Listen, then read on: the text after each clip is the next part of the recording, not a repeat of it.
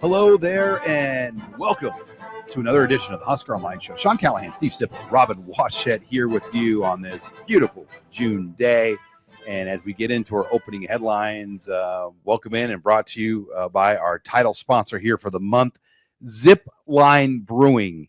And you know, we were just out there, guys, but Zipline just reopened their West O taproom. Phenomenal. Zipline beer was named the best brewery again by the Lincoln Choice Awards. They still have the great restaurant as well, and Fallbrook, if you want the full dining experience.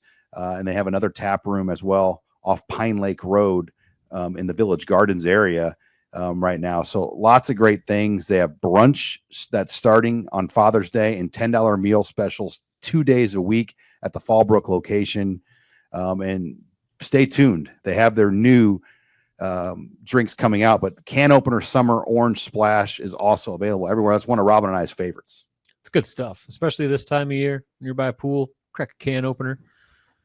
You like that pool scene, don't you, big guy? I'm a pool guy. I don't get to do it as nearly as much as I used to, but I have fond memories of lazy pool days, and I wish I could have more of them. Pool days. Yep.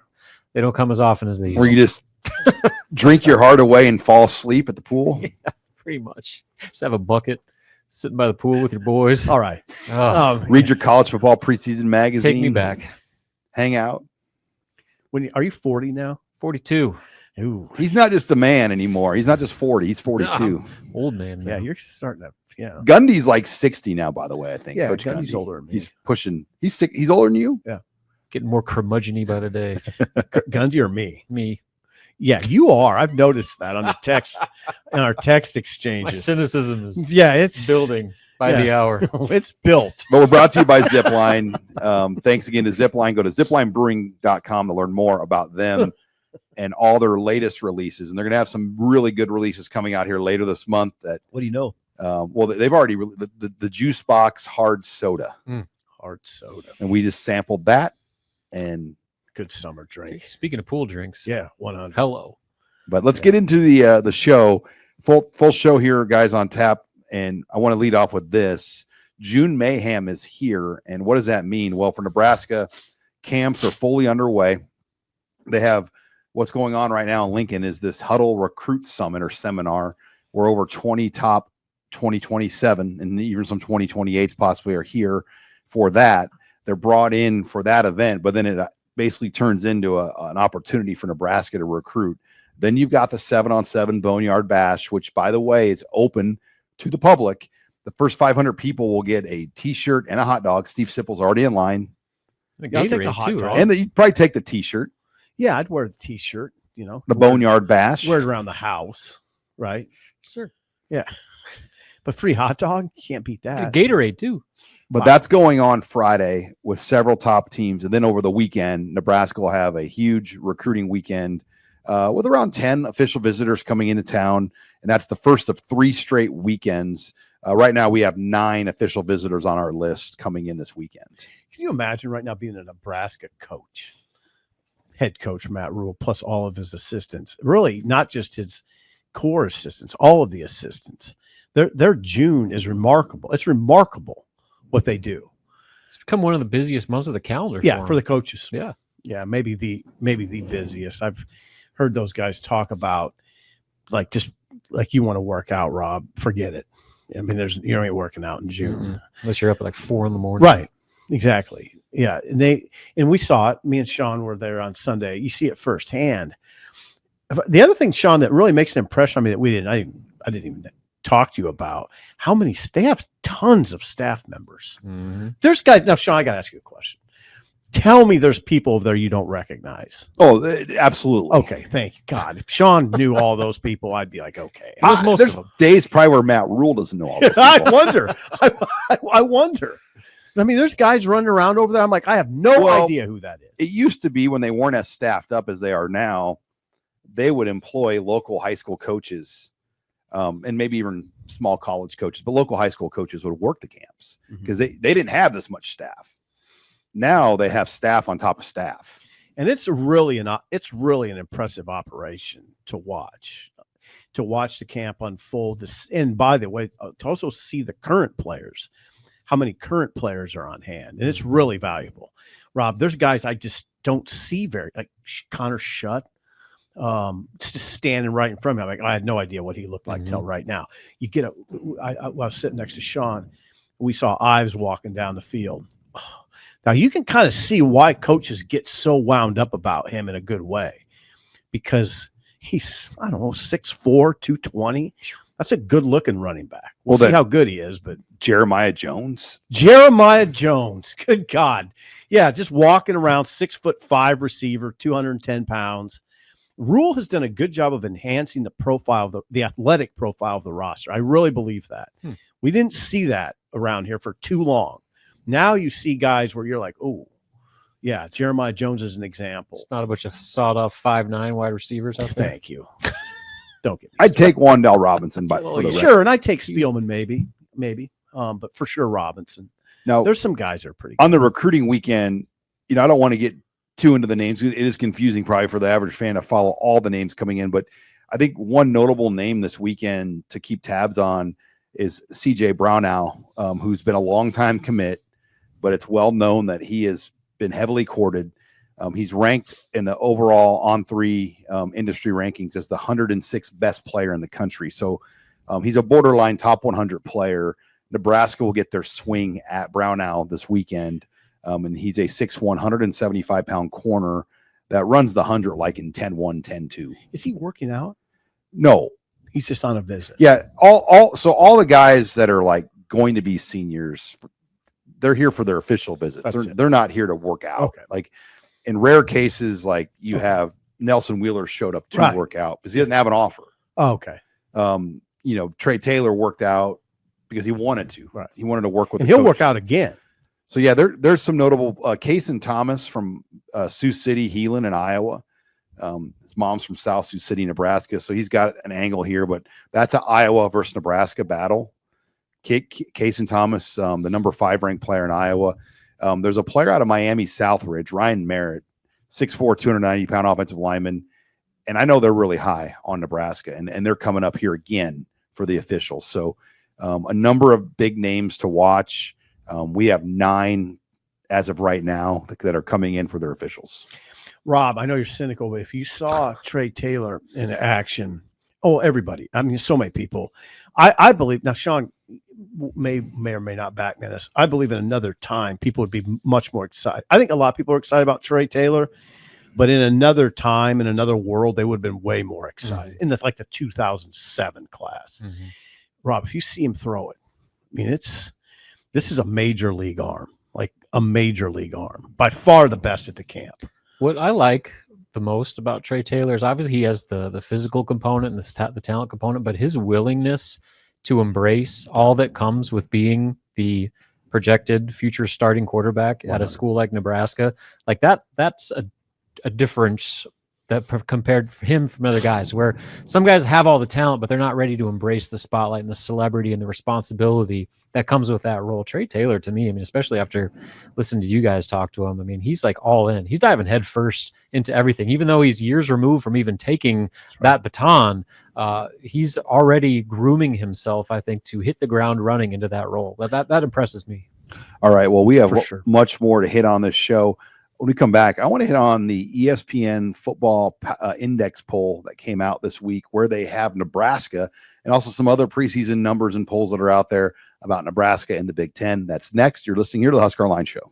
And we're back here on the HuskerOnline Show. Sean Callahan, Steve Sipple, Robin Washut. Again, we're brought to you by our title sponsor, Zipline Brewing. Get on out to any one of their great locations here in Lincoln. The Westo reopened Tap House. We just did our show out there. They've got the full-service restaurant in Fallbrook at the Tap Room or the Tap and Grill, and also another tap room out in the Village Gardens on Pine Lake. Outstanding beer, great food as well out in Fallbrook, and we look forward to continuing to work with Zipline as they are the title sponsor here of the HuskerOnline Show, but also brought to you by Omaha Steaks, another great Nebraska company. Omaha Steaks right now has Father's Day around the corner. And what is no better to get for your dad than a box of steaks? And Omaha Steaks has you set up right now. A lot of their boxes are already heavily discounted at over 50% off. We've got another deal on top of that. We're going to give you an additional $35 off for first-time new orders at Omaha Steaks. All you got to do is use the promo code HuskerOnline, and they will take $35 off that order at Omaha Steaks. Again, that's at omahasteaks.com. Use that promo code HuskerOnline. Father's Day right around the corner on June 15th. Plenty of time still to get that order in. Get your dad or that loved one in your life a box of steaks. Get yourself a box of steaks. Or yourself. Yeah, I mean, I just grabbed a couple burgers out of the box the other day and threw them on the grill, 2 of them in the mid-afternoon. I should have been working. I didn't tell Sean. No, they're just the burgers in the individual wraps, but they're so easy. Just run them under hot water, throw them on the grill, and bam, you got a meal. Boom. We had the smash ones, or smash. That's what I had. The skinny ones. Yeah. And for the I didn't know they were smashed until I cooked. For the kids, those are perfect because they're not quite as for big. the man. They're perfect. The key is getting them crispy enough on the edges. Is that it? Yes. Is that Pro tips from Robin Washett. Get that little crunch on there. Okay. Woo. All right, let's get into the topics here, Coach. Let's talk some ball. Let's talk ball. But ESPN came out with their Football Power Index, which is kind of their way to measure schedule, performance, all the metrics to rank the teams. They have Nebraska right now at number 25 in the current FPI. So that had it's all over the map. Like I was actually surprised to see Washington. They're 27th. So they view teams maybe a little higher than you might think. Iowa, for example, is 39. Wisconsin's 38. I was 39. And Wisconsin's ahead of them. Boise State played in the playoff last year. They're 40th.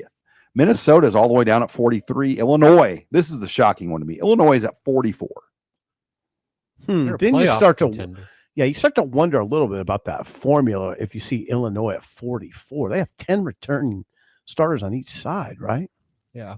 That's probably the most egregious one in my opinion. Their projection on Nebraska is anywhere from 4.5 to 7.5 wins. 4.5 is a disaster. Here's the deal with Nebraska. We don't emphasize this enough on our show. They have the schedule this year. They really do. I mean, if you look at it right now, Rob, Sean, there's only 2 ranked teams on there, right? 2 legit ranked teams. Penn State obviously is top 5 team. I'd put USC in that category. Oh, would you now? I don't know, Sean. They're not getting much mention. Where are they now? In the FPI, 19. They're 19. Oh, good God. That's Michigan right 17. against what I'm saying. USC and Lindy's, the Lindy's I have, I believe, is 28th. Nebraska's 24th in Lindy's, by the way. Lindy's magazine. Hey, you saw Southern Cal in the Coliseum last year. They have dudes. Not bad. What was their record? 7-5. 7-5. 7-6 or whatever. Yeah. But they beat A&M. And look, they were kind of like Nebraska. They played a lot of good teams. I mean, they had the lead on Penn State late. Like I don't feel passionate about arguing whether USC's a top 25. No, so they have the material and the coach. Yeah. That could get good quick. Yeah. Like that's what I'm saying. Yeah. And but you just give me this. They're borderline top 25. But yeah, then you see like Arkansas's at 22. How about 13 of the 16 SEC teams are in the top 25 of this FPI? Sean, I'm sorry you had to hear that. Sipple's like, say that again. How about 13? Steve Sankey over here. 16 SEC teams are in the FPI top 25. 13 of the. What do you think, Commissioner? 5 Sankey? in the top 10. That's quite a. That's. I mean, you got to say that's quite a flex. I mean, it is. Wow. So who's number 1? Texas, Georgia, Alabama, 1, 2, 3. Top 3. Well. But then it goes 3 straight Big Ten teams: Ohio State, Penn State, Oregon. 25. It's good to see Nebraska getting that sort of. I believe that they should get that sort of respect, in part because the schedule. Though, I mean, let's face it, the schedule's a big part of that. You get 2 top 25 teams, and one of them's not. Michigan's not, and I don't look at Michigan as a overwhelming top 25 team at all. New quarterback. They're there on potential. Yeah. And name and brand. So Nebraska's got it set up, and a lot of it's based on Dylan. A lot of it's based on, I think, offensive line. A lot of just the year 3 history of Matt Rule. For sure. And I think that's real. Well, look at now, that. you know the thing we don't talk about? I was reading about Luke Altmaier. I wonder what you'd say about this. They were talking about how Altmaier thrived last year because he's in the second year of Barry Lunny's offense. Should we be more concerned that Dylan's in the first year of Dana Holgerson's offense? Technically, I mean, year and a half. Yeah, because Dana was here last year. He That got helps a 4 lot. games last year. Plus an off season. And a bye week. Yeah. So maybe that's No, this is what I like, guys, though. Look at this FPI in the Big Ten. 6 of the lowest ranked 6 teams in the FPI. Nebraska plays 5 of them. UCLA is 47th. Michigan State's 59. Maryland 61. Northwestern 74. Purdue 92. schedule. So Rutgers is the one in that group that they don't play, but they play 5 of the 6 lowest ranked FPI teams. To say it, I mean, this is a column building. You have to take advantage of this with Dylan. Oh yeah. You have Dylan Raiola as your quarterback. Maybe 2 more years. Maybe, yeah. You have to take advantage of this. The time goes really fast. Mm-hmm. When you have a schedule like this and a quarterback like that, you gotta make it work. Mm-hmm. I'm sure that's what the Raiolas are thinking. Windows closed quickly, and They- theirs is open right now. Right, it's open. But the scary thing is, as you know, in this league, any of those teams I mentioned can still beat you. Oh yeah. 100. And we've lived that and seen that God, we've No lived doubt about for it. the last 10 years. Like, That's why these preseason projections just kind of are what they are. Like no one would have anticipated Indiana being what they were a year ago. No. So what you perceive or as, Illinois. as an easy game now is meaningless for what that game looks like in October. That's scary. Indiana's a scary example. You know what else is scary? Is Arizona State was picked last in the Big 12. Mm-hmm. I mean, they were picked last. So yeah, you're right. Take the projections for what they're worth. Well, and like the Big 12, and we'll talk about like playoff bids or later in the show, but they don't even have a team in the FPI top 20. Oh God, the Big 12 doesn't. Kansas State is the best at 21. Oh, Arizona State's at 24. it's because the SEC's taking up all the spots. So that's why There's it only so many is. spots. That's why it's curious why Brett Yormark is so on board with the 511 model, because in this snapshot, they're a 1 bid league. Wow. Huh. Yeah, that's The this ACC, is just one snapshot, though. the ACC would be a 2 bid league with Miami and Clemson. Okay.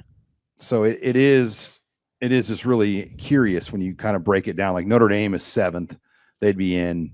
So yeah, then you're looking at the 2 at-larges, and that 4-4-2-2-1 model. Notre Dame would get 1 at-large, and then probably 2 SEC teams would garner the other 2 at-larges. So the SEC would get 6. And so I don't know what's wrong with that. And we're going to talk more We'll talk about more about that. Yeah. in the show, but the Big Ten, Nebraska finds themselves at least in a good pole position. Yeah. Now, can they finish? Mm-hmm. Yep. Good starting point. They've had good starting points in the past and didn't do anything with them. So You got the big horse at quarterback. You got to make that's that the work. X factor. All right. When we come back, I want to talk more about that playoff discussion as Greg Sankey took a shot at Nebraska. Don't like that. We'll talk more about that next. You're listening to the Husker Online Show. And we're back here on the Husker Online Show. Sean Callahan, Steve Sipple, Robin Washett. Brought to you again by our title sponsor, Zipline Brewing. Get out and try many of the dear old Nebraska brew. They support the Nebraska Alumni Association, Zip Lite, which is their ultra low calorie, low carb beer that we helped launch with them last summer. We were kind of the initial marketing partner for that beer, and the sales have been outstanding for Zip Lite. So lots of great flavors. They also have Can Opener, the summer beer that just came out. It's an orange splash, low calorie, just a great drink to have outside in the summer days. Robin Washett would call it a pool beer. Yes. Pool Robin's beer, the golf pool- beer. Pool party central. Look, just give me a pool. I'm there. Open to invitations. And Check check out out like Hawaiian shorts. Shorts? Oh, Those were used to be in vogue when I was but younger. that was like in 1999. Right, or earlier. You wear just regular swim trunks and just hang out. Sorry, Coach. It's the So vibe. get back to and show. Costco actually carries a mixer pack they just launched. It has it's a special summer mix pack. It has Can Opener, Copper, and Green Label IPA, 8 cans of each. So Wow. a 24 pack. Wow, mix. What more do you need? It's the perfect mixer. They have that at Costco, I know right now. But we're also brought to you by Billings Group. They're a trio of financial advisors made up of Lance and his 2 son-in-laws, Josh and Nate. Yep, son-in-laws, 2 of them, and they're based in Salina, Kansas, because somebody has to be. And they serve their clients in more than 10 states, including places you've actually heard of, like Nebraska, Colorado, and Texas. They help you with their taxes, though. They do financial advising and coaching, investment management, basically all the stuff you should be doing with your money, but probably are not. Also, Nate is a lifelong Nebraska fan and a longtime listener of the show. And if you ever watched Nebraska football or the stock market, you know both are emotional roller coasters, and that's why Billings Group is here to walk you through the highs and the lows. Billings Group financial advisors by your side for life's journey. They don't just offer therapy, but they're also good listeners. Visit them at billingsgroup.com. Securities offered by registered representatives through private client services. Member FNRIC. SIPC advisory services offered by investment advisory representatives through RFG Advisory, a registered investment advisor. RFG Advisory, Billings Group, and a private client services are unaffiliated entities. All right. Wow. Professional. That was You're good at that. don't have a few zip lines and try reading that. You're good at that. I'll get better as I go. Whew. If you're a no witness protection, Peoria and Salina would be 2 places I'd think of right away. Actually, I'd look for you in Salina. That'd be a place you'd go. All right. But let's get into Greg Sankey. Coach. I kind of ate up a lot of your time there, guys, on this discussion. But SEC is continuing to really push the narrative to do this 5+11 model. And Greg Sankey is using the media like he always does to kind of make his points. And he took a veiled shot at Nebraska this week for dropping their series against Tennessee. Was it veiled or thinly veiled? Thinly veiled, I guess is the fancy. What did he say? So we are making plans to embark on this goes back to Sankey just disagreed with Nebraska's excuse for canceling the series, which, by the way, they didn't cancel. They offered to move it. Mm-hmm. Just like Tennessee did in Nebraska. Exact same thing Tennessee did. But nobody wants to remember that. Right. Okay. See, big horse. Whether people agree or not, the first issue that needs to be addressed is the selection criteria incentivizing playing these highly competitive, highly desired games, whether it's non-conference or conference.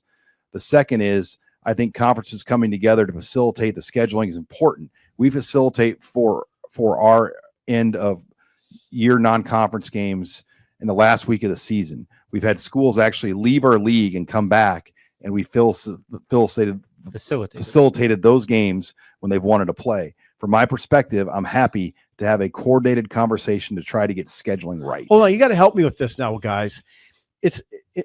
I'm mildly offended by his comments. If they're not willing to go to 9 games, are you asking the Big Ten to enter into a schedule alliance? Mm-hmm. You're asking a league that plays 9 league games.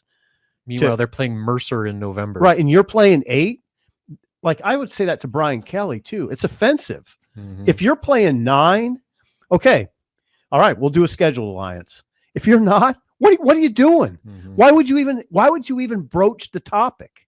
It's offensive. They know what 9 means. 9 more losses in their league. Well, why, Sean, help me. Excuse me, not 9. It'd be 8 more losses. Right. There'd be 8 more losses. I get your point, yeah. Why would he do that? Why would you enter into that if they're playing 8 games in their conference play? Why would you do it if you're the Big Ten? It doesn't make sense. And that's why. And why would he go public with that? And if they stay with this 8-game model, the 5+11 is great for them. 5 is it's the 5 highest ranked conference champions plus 11 at-large bids. 11 at-large bids where SEC teams would have an advantage of not playing as many leagues. As would the ACC, by the way. Yeah, absolutely. Yeah, they're an 8-game conference too. 8-game league conference schedule. That's why this non-conference discussion, it doesn't even move the needle for me because everything's so imbalanced within conference play. I mean, the fact that the SEC is operating in a different conference model than what the Big Ten is doing, and then they want the Big Ten to play along with their non-conference scheduling ideal situations, that doesn't make any sense to me. Am I missing something, by the way? Well, they can bloat their records with 1+ win. Right. Mm-hmm.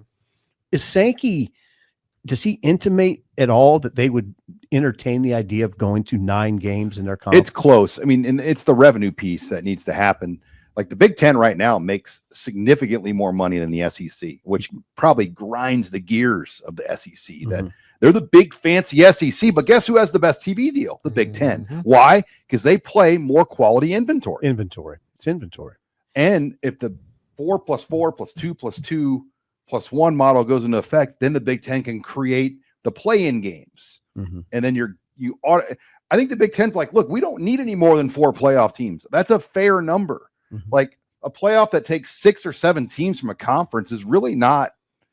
I think this has been a bad couple weeks for Sankey. He's talking too much. He talks too much. And meanwhile, do you notice Petiti doesn't say anything? Now, Ever. is there criticism that way that he's being too quiet?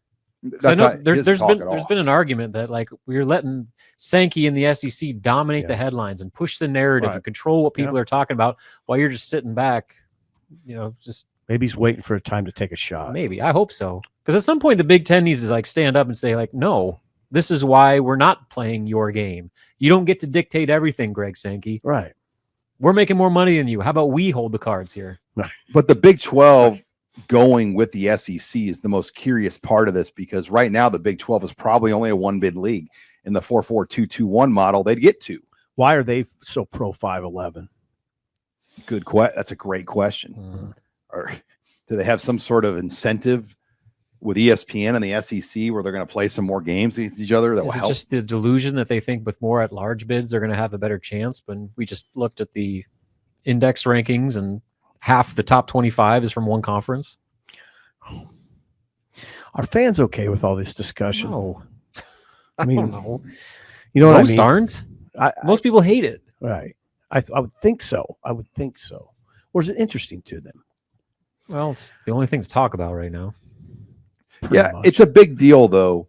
Of course it is. How they move this playoff and make decisions, because if you're the Big 12 and there's 2 spots, I think that's a good thing. If you take your 2, take your 2, and or would you say the same thing about the ACC? Take your 2 spots.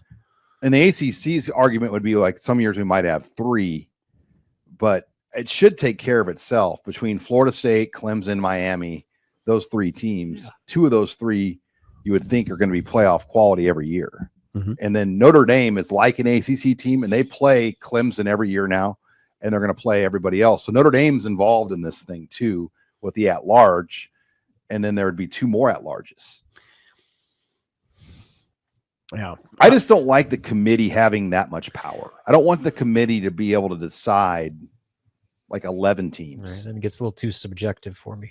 So you don't like the Lane Kiffin idea of just the 16 best teams? Yeah, because that's all committee. Well, it's committee. That's what it is. Which I don't like. Yeah. Yeah, Lane Kiffin's idea, I think you need to, it's kind of like the NFL. If you win your division, you get a spot in the playoff. And I think that's what this is. I mean, look, like there are some times where you don't think a team that wins their division in the NFL is very good, and they end up winning a couple playoff games. There's a lot of loose ends, and people, I know it kind of drives people crazy. It all has to be decided by December 1. That's the target date. So until then, we're just going to keep having these discussions. Mm-hmm. And I bet it goes right up to that. And it might go past that. The Big Ten has kept their cards close to the vest, though. They are. And that's appealing to me. It is. Sankey becomes more unappealing by the day. Yeah, the more he talks, the more, I don't know, his voice, I think it loses impact for me. Because he's just saying, he's talking about everything. And saying that about Nebraska. Now, here's the thing. The strength of schedule hasn't mattered that much. It's the win column. And I think Rule's cognizant of that. Mm-hmm. Nobody questioned Michigan when they won a national title. You see, Ohio State. You see their non-con? Nobody questions it. Yep. Because the conference is tough. Megan, pull up Georgia's schedule. Georgia's really tough. No. They only 9 home games. They play 9 home games. 9 home Look games. at their non-conference schedule. The for conference Georgia. is kind of tough, right? I looked at it today. But Georgia's schedule. their non-conference is a joke. They play 3 road games. They play 3 road They have 9 games. home games. 9 home games. That's unheard of, isn't it? Yeah. 9 home games. Has Nebraska ever played 9 home games? 8. They've done 8. They've done 8 like not 4, 9. maybe 4 times. They've done 8, Right. maybe 5. Right. It's it doesn't have. It's like a once every 9-year type thing where it just you get lucky. Georgia's obviously got some tough SEC games, but no, I get what you're saying. Here's Georgia's schedule: Yeah. Marshall. Is that that's the second one? New New I know Mexico this State. one. No, it's Austin P. yes, Austin P. Good one.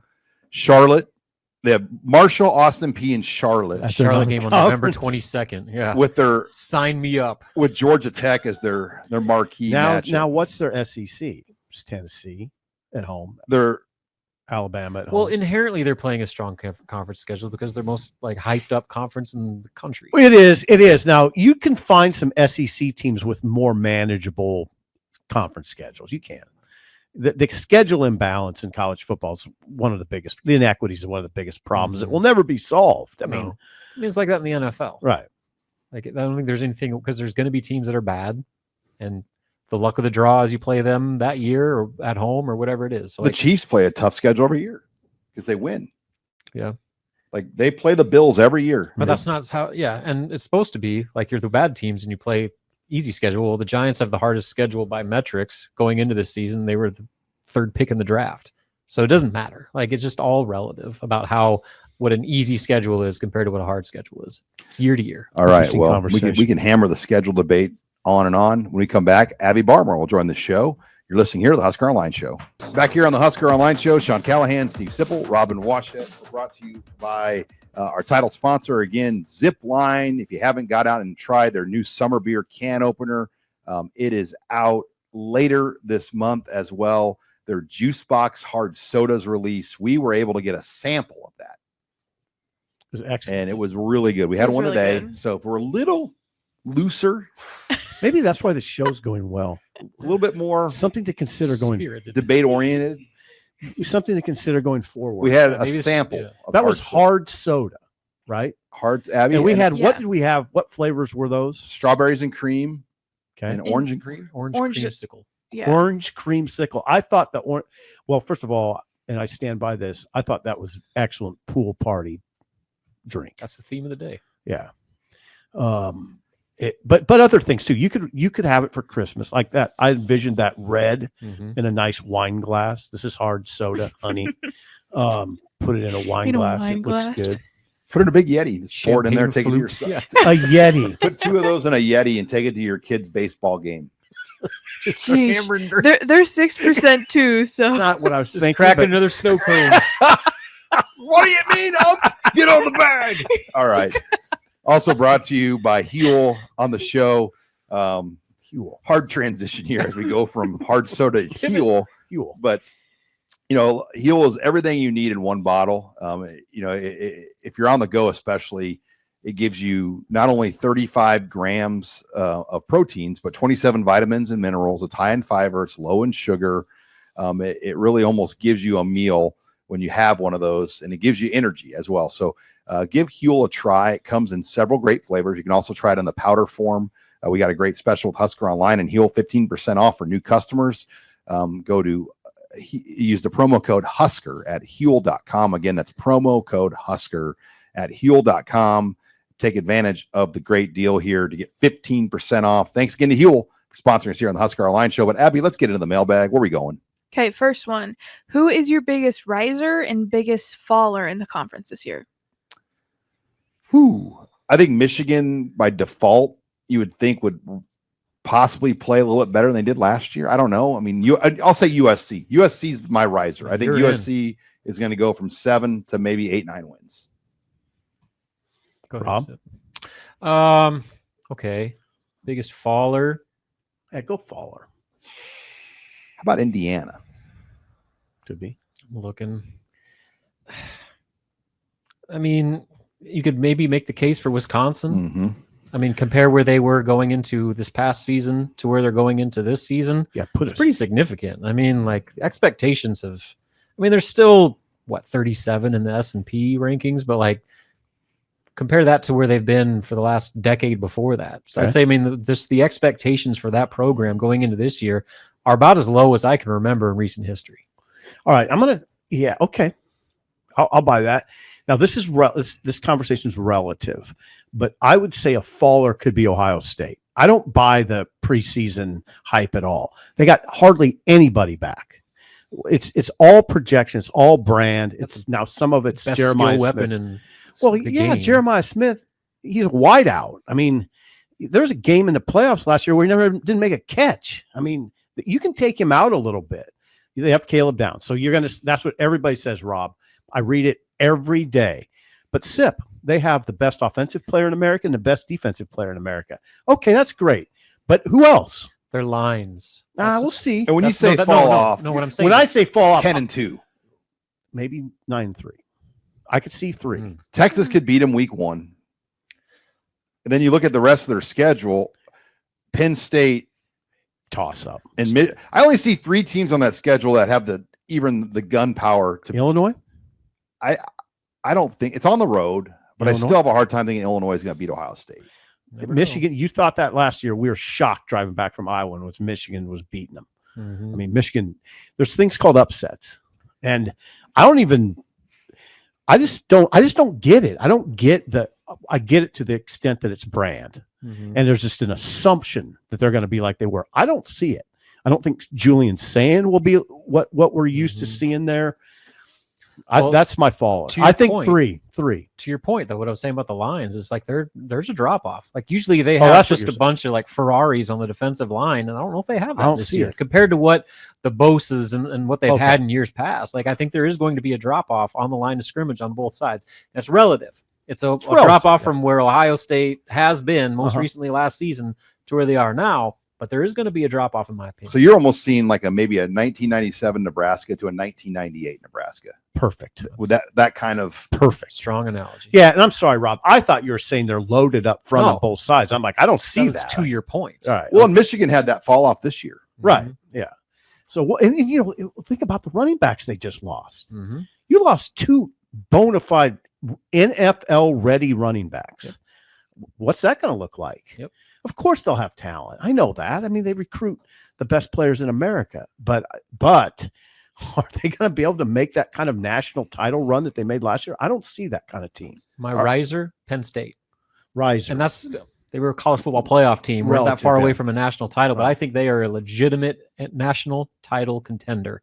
They are Oh, yeah. loaded Yeah. at every position. If Drew Aller is the quarterback that Penn State has been hoping he'd be for the last 3 years, hello. They All are right. going to make a legitimate run. We're only at time for about 2 more here. So what do you got, Abby? Okay, how much impact will Michigan's head coach missing the Nebraska game have on the point spread and the outcome? It's a huge deal. I don't know about the point spread, but I think it will be a significant impact. Oh, it's huge if you don't have your coach. Think if Nebraska didn't have Rule going to Michigan.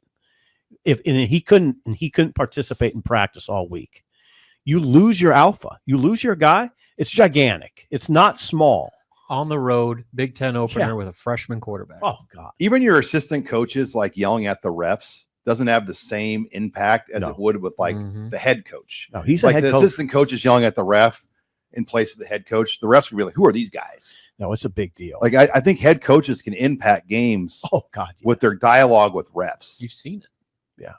Happens all Yeah, the take time. PJ Fleck away from Minnesota, and what's it look like? I mean, take Rule away. I mean, Rule not on the sideline. Bielema. Yeah, you're Think losing Bielema- a lot. Think about Bielema not coaching. Oh Arnold. God, you can win. I mean, it happens. Michigan won without.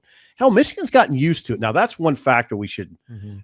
Michigan's gotten used to playing without their head coach. more so than anyone in the history of college football. right. I mean, they got a guy banned from college football, Harbaugh. He can't coach. If he loses his NFL job, and his wife says, "Well, you can just go back to college," and he say, "No, actually, Yeah, no, I I don't know about can't that. because Yeah. I'm banned from college." The Honey, cheating. you're banned from college. Yeah. Well, he's just waiting for the NCAA just to disband, and then he'll come back. There you go. All right, Abby. Final question. Okay, last one. What is the most talented camp that you've been to? I'm going to throw one under the radar, but when we were in Florida at the Adidas satellite camp When was tour, this would have been summer of 2015, maybe, or Okay, not that one. 2016. Yeah. But Greg and Nate and I were down, and in the morning we went to FAU. Lane Kiffin had I his remember camp. this. Yeah. But then in the evening, and they had 300 kids there.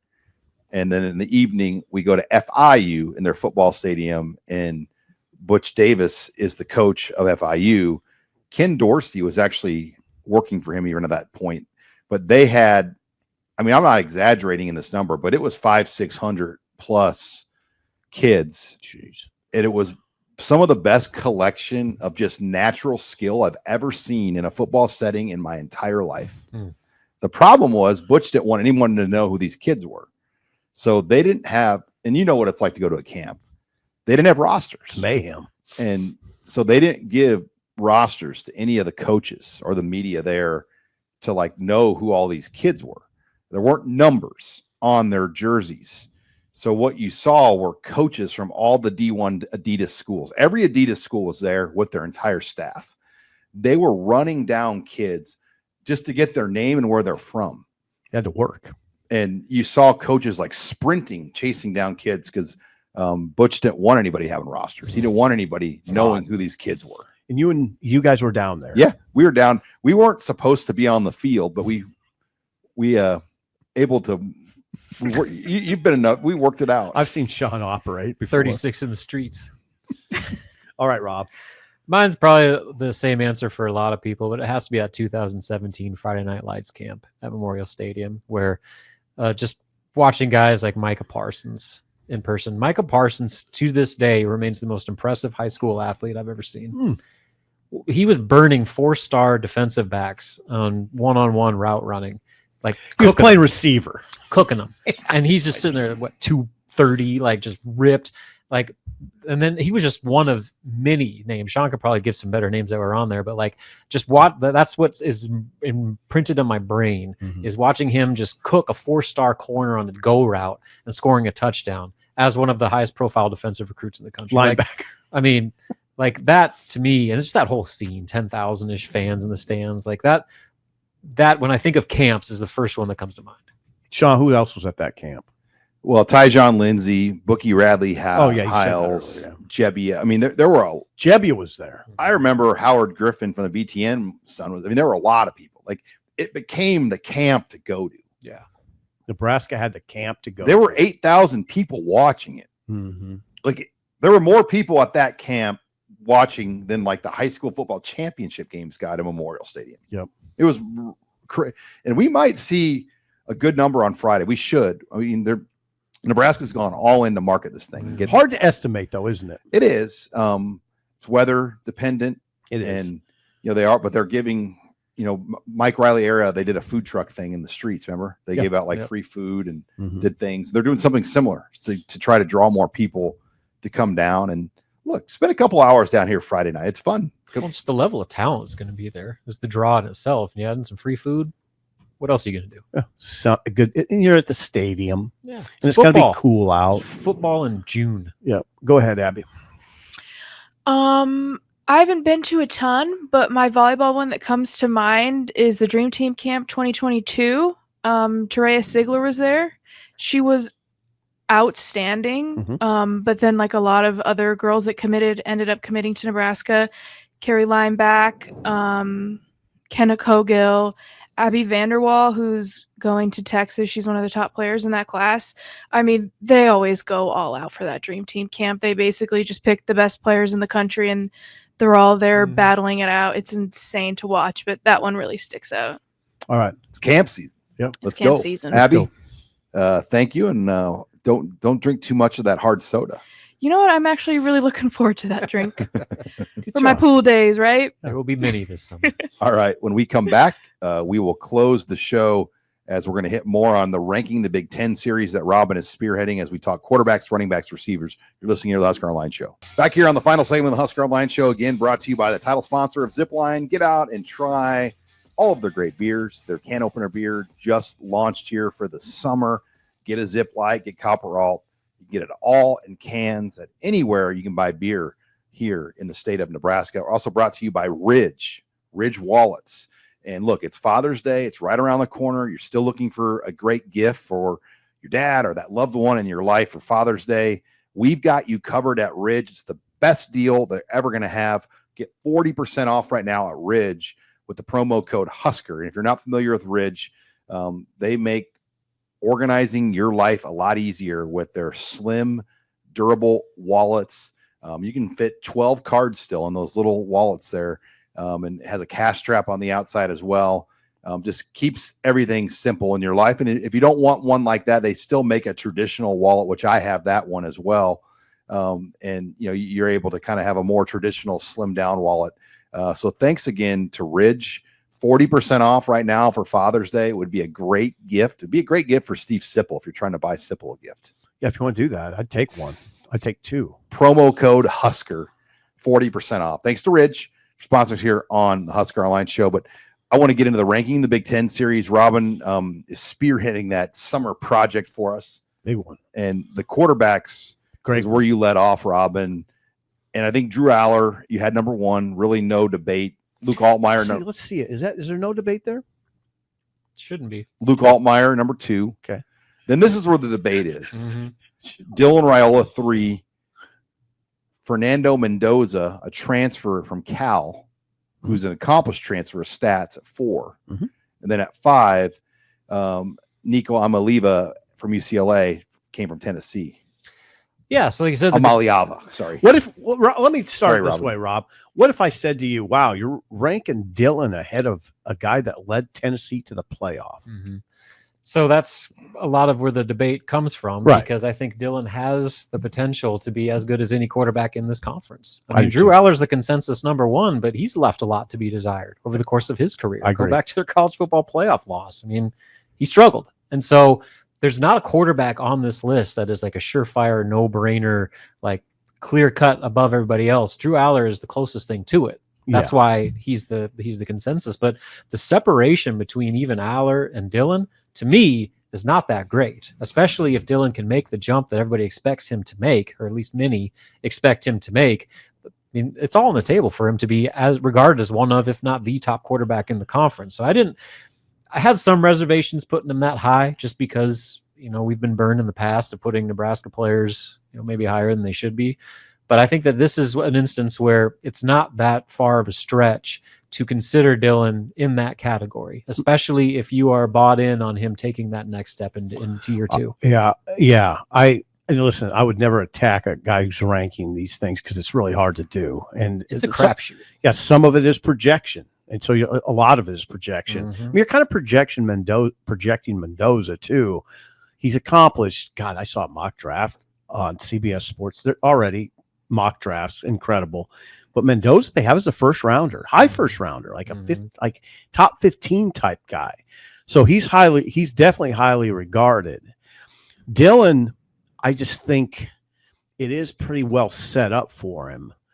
Offensive line, seems like he has the offensive line right. Mhm. Holgerson's a big part of this conversation. That's the X factor for me with Yeah. him. Like, we got us on the chat this week. Like, what is the biggest reason for your belief that Dylan will take that next step? And then for me, it's a full off season with Dana Holgerson. I mean, that his track record plus Dylan's talent and the resources they've put around Dylan and his commitment that we've been hearing about with the work ethic It's and the there. leadership, like the table's set for that jump to happen, which is why I had little qualms with putting him as high as I did on that list. The key is the adjustments the Big Ten made on Dylan. Oh, yes. Yep. I think That's a Dana great point. Holgerson is, God, that's a you good would point. hope, the guy And that's why he's the X that factor. can navigate through the adjustments, because that's where the first 4 games of Dylan Raiola, you can argue, were like beautiful. You were like, whoa. Ending with Illinois. Ending at halftime of Illinois. Then from that period on, third quarter of Illinois, really until, Played pretty well in the bowl game. in the bowl. Yeah. No. The Wisconsin game, he played really well. Yeah. I thought he played well against Iowa at times too. Yeah. I mean, the receiver play though didn't help him out. Mhm. Dylan, you're kind of counting on maturity, and you're counting on him being more settled as a leader, when we see him now, like we see him at the camp, I see a little more urgency with Dylan. I think you saw urgency in the way he got himself into physical condition. He's in elite physical condition, Mhm. and he's still working on it. I mean, he's working hard on that part. But gosh, Sean, you saw him. He looks like you want him to look. You want, if you're ranking the top 5 quarterbacks and you see Dylan, okay, that's what it should look like. Altmaier, by the way, of these guys, think about how big they are. Rob, I read your thing. I mean, Aller's 6'5", 243. Altmaier's not big. Dylan's 6'3", 230. Mendoza's a big kid at 6'5". Nico's 6'6". These are big dudes, and I love that in the Big Ten because you get weather and wind. You got to push it down the field. Nebraska has that guy. I want to get the running backs in here because we're up against it. Please. We probably won't have time to get the receivers in, but running backs, Nick Singleton from Penn State, number 1. Mekhi Hughes from Oregon, number 2. Katron Allen, Penn State 3. So 2 of the top 3 from Penn State. Jonah Coleman from Washington at 4. And then Darius Taylor at Minnesota comes in at 5. As in Nebraska, by the way, we'll see 3 of those top 5 backs this year. How far was Emmett out? He was in the conversation. I just needed to see more production out of him. I mean, like consistent. The way he ended last year, I think put him in the conversation. But there's some guys that have kind of been there, done that. Taylor rushed for 986. Yeah, Jonah Coleman is on there. He was a 1,000-yard rusher with 10 TDs last year. So, Yep. I mean, like there's a different tier. And really the biggest question I had was, should I put both of Penn State's running backs 1-2? And I probably could have, and there wouldn't have been much argument because Katron Allen, I mean, he's 3rd on the list. He could just as easily be number 1. He got 1,000. I think Singleton is, in my opinion, the best back, not only in the Big Ten, one of the best in the country. I mean, he's the do-it-all home run threat and like probably the closest thing they've had to Saquon up there in a while. So like they've got a 2-headed monster, which is why, I talked earlier in the show about why Penn State is a legit contender. That backfield is a huge reason why. Well, then they've got the best 1-2 punch in the country. And they went and got 3 receivers. Yes. That's going to be the issue for them is the receivers. We could talk about them maybe next week. Mekhi Hughes is interesting because, he's a transfer from Tulane, but like he was a Doak Walker semifinalist. Look at his numbers. Look at those numbers. So he's got the production, and then you pair that with Oregon's history of running backs. Like he's set up to become a household name by season 6. Oregon in the transfer portal. Oh, they just kill it. Dylan Thieneman. They just kill it. Thieneman and Isaiah World. I mean, Isaiah World's a projected first They got rounder. that corner from Northwestern too. Like teams are just battling to get good depth pieces from the portal. Oregon is getting like all conference players from the portal. Yep. Well, Mekhi Hughes is 1. Thieneman's 1. Isaiah World. You're seeing Isaiah World pop up in draft projections. He's very high on our list for tackles. I'll tease that. Damn it. He visited Nebraska. I know. And they matched what they were in the number where it needed to be to get him. He picked Oregon. And so that's where you just look at the wins. That's why you got to start. That's why Rule always talks about that. You got to start winning. And like Rocco Spindler took less money to come here than Virginia offered. So sometimes it's not always about the money. Mm-hmm. Like the money is so high at this point for some of these guys that, hey, I want to go where it's going to develop me to be the best. And Oregon can check all those boxes. I know. They got the money, they got the development, they got the championship contention. All right. What more do you need? Fun show, guys. We'll be back Friday as well with headlines for Abby Barmore, Steve Sipple, Robin Washett. I'm Sean Callahan.